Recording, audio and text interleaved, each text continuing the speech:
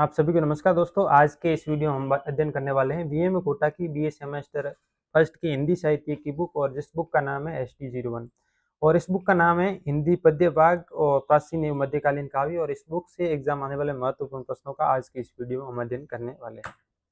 सबसे पहले इस बुक की इंडेक्स को देख लेते हैं कि इस बुक में कितने अध्याय हैं।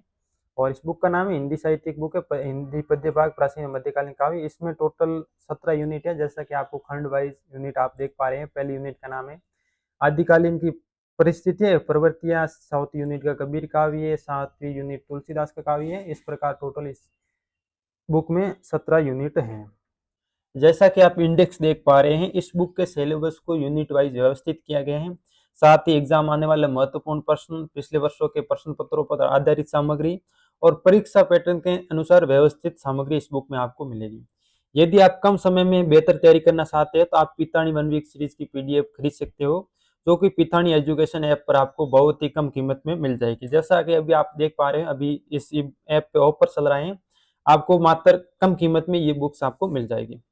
और इस ऐप का लिंक आपको कमेंट बॉक्स में मिल जाएगा। अब देखते हैं इस बुक से एग्जाम आने वाले महत्वपूर्ण प्रश्न। पहला प्रश्न है, खुमान रासों के रचयिता का नाम लिखिए। तो खुमान रासों के रचयिता है दलपति विजय। दूसरा प्रश्न है, पृथ्वीराज रासो ग्रंथ के रचयिता या कवि का नाम लिखिए। तो पृथ्वीराज रासो की रचना वो चंद्रबरदाई ने की थी। अब नेक्स्ट प्रश्न है, निर्गुण भक्ति धारा की दोनों धाराओं का नाम लिखते हैं, उनके एक प्रतिनिधि कवि का नाम लिखिए। यानी निर्गुण भक्ति धारा के दोनों धाराओं का नाम लिखना, उनके एक प्रतिनिधि का नाम लिखना है।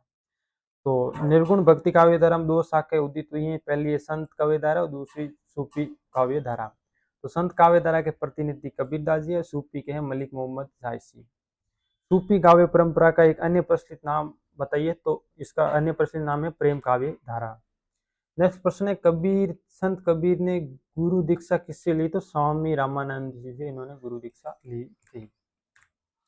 अब नेक्स्ट प्रश्न है, कबीर के वाणी संग्रह बीज के कितने भाग है? तो इसका राइट आंसर है 3 भाग है। क्या क्या नाम है?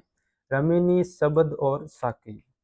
दादू पंथ की कोई 2 विशेषता लिखी। तो दादू पंथ की 2 विशेषता, मूर्ति पूजा और कर्म कांड का इन्होंने विरोध किया। सामाजिक समरसता और समानता पर इन्होंने जोर दिए। ये दादू पंथ की 2 विशेषताएं हैं। नेक्स्ट प्रश्न है, पद्मावत तो खंड काव्य है या महाकाव्य? यानी पद्मावत खंड काव्य महाकाव्य है क्या है? तो इसका राइट आंसर है महाकाव्य। नेक्स्ट प्रश्न है, पद्मावत महाकाव्य की भाषा कौन सी है? तो पद्मावत महाकाव्य की भाषा अवधी है, और इसके रचयिता हैं वो मलिक मोहम्मद जायसी। अब नेक्स्ट प्रश्न है कि पर इत सरिस धर्म नहीं भाई, पर पीड़ा सम नहीं अदमाई। उस पंक्ति के रचयिता का नाम लिखना। तो गोस्वामी तुलसीदास द्वारा ये पंक्ति लिखी गई। नेक्स्ट प्रश्न है, सूरदास की किन्हीं 2 रचनाओं के नाम लिखिए। सूरदास की कोई भी आपको 2 रचनाओं के नाम लिख देने हैं, जैसे कि सूरसागर, साहित्य लहरी, ये दोनों सूरदास की रचनाएं हैं। अशुभन जल सिंसी सिंसी पंक्ति किस भक्त कवियत्री की? तो ये कृष्ण भक्ति मीराबाई की पंक्ति है। और रसखान की इन 2 रचनाओं के नाम लिखने, तो प्रेम वाटिका, सुजान रसखान। रहीमदास का कोई एक दोहा लिखिए। तो रहीमन पानी राख बिन पानी सब सुन, पानी गए न उबरे मोती मानने सुन। ये रहीमदास जी के एक दोहा है। रीतिकाल के किसी एक प्रसिद्ध कवि का नाम लिखना है। तो रीतिकाल के प्रसिद्ध कवि हैं बिहारी।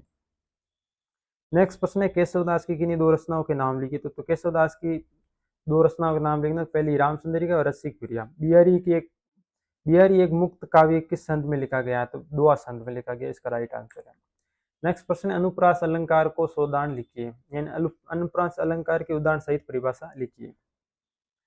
तो अनुप्रास अलंकार है वो किसी वाक्य में वर्णों की आवृत्ति 1 से अधिक बार हो। यानी किसी वाक्य में वर्णों की आवृत्ति 1 से अधिक बार हो, चाहे उसमें स्वर समान हो, वह अनुप्रास होता है। जैसे कल कानन कुंडल मोर पंखा उर्पे बनमाल विराजती। इस पंक्ति में क वर्ण बार बार आवृत्ति, जैसे कल में क है, कानन में क है, कुंडल में क है।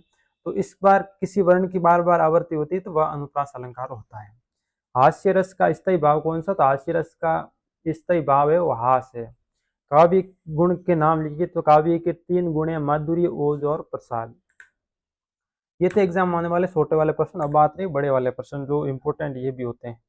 तो आदिकाल काव्य की सामान्य प्रवृत्तियों की विवेचना कीजिए। पृथ्वीराज रासम प्रकृति चित्रण का उल्लेख कीजिए। सूफी काव्य धारा की विशेषता वर्णन कीजिए। भक्ति काल की प्रमुख प्रवृत्तियों पर प्रकाश डालिए। कबीर समाज सुधार कवि थे। कबीर समाज सुधार कवि थे, इस कथन को स्पष्ट कीजिए। और इस प्रकार की व्याख्या के भी प्रश्न आएंगे। दादू दयाल भक्ति की भावना को स्पष्ट कर दिए। पद्मावत माँ का कथानक अपने शब्दों में लिखना है। और सूरसागर के रचयिता कौन थे? तो सूरदास जी थे। ये भी प्रश्न इंपॉर्टेंट है। सूरदास की भक्ति भावना लिखिए। इस प्रकार आपको व्याख्या के भी प्रश्न देखने को मिलेंगे और ये स्क्रीनशॉट ले सकते हो। ये एग्जाम आने वाले महत्वपूर्ण प्रश्न है इस बुक के। ये थे आज के इस बुक से एग्जाम आने वाले महत्वपूर्ण प्रश्न। अब बात रही कि इन प्रश्नों के आपको आंसर कहाँ मिलेंगे। तो इन प्रश्नों के आंसर आपको पीतानी एजुकेशन ऐप पर पीडीएफ के रूप में मिल जाएंगे। साथ ही पीतानी एजुकेशन की 1 वीक सीरीज आती है, उनकी भी पीडीएफ आपको इस ऐप पे मिल जाएगी और ये ऐप प्ले स्टोर पर उपलब्ध है और इस ऐप का लिंक भी मैंने कमेंट बॉक्स में पिन कर दिया है। अगर आप बीए सेमेस्टर वाइज ई बुक का कॉम्बो लेना चाहते हैं तो भी ऐप में मिल जाएगा। कॉम्बो में आपका फायदा क्या है? आपको बहुत ही कम कीमत में आपके सेमेस्टर वाइज सभी ई बुक और 1 वीक सीरीज और महत्वपूर्ण प्रश्न सब मिल जाएंगे। अगर आप BA semester wise 1 week series का कॉम्बो लेना चाहते हैं तो पीतानी एजुकेशन ऐप पर वो भी मिल जाएगा बहुत ही कम कीमत पर। और अगर आप सब्जेक्ट वाइज अलग अलग 1 वीक सीरीज खरीदना चाहते हैं तो वो भी पीतानी एजुकेशन ऐप पर आपको बहुत ही कम कीमत में मिल जाएगी। और अभी जैसा कि आपको स्क्रीन पर दिखाई दे रहा है, अभी ऑफर चल रहा है। और इन 1 वीक सीरीज के बारे में आपको क्यों बता रहा हूँ, क्योंकि इस ई बुक में आपको परीक्षा उपयोगी महत्वपूर्ण प्रश्न मिलेंगे, पिछले वर्षों के प्रश्न पत्र आधारित सामग्री मिलेगी और परीक्षा पैटर्न के अनुसार व्यवस्थित आपको कंटेंट मिलेगा।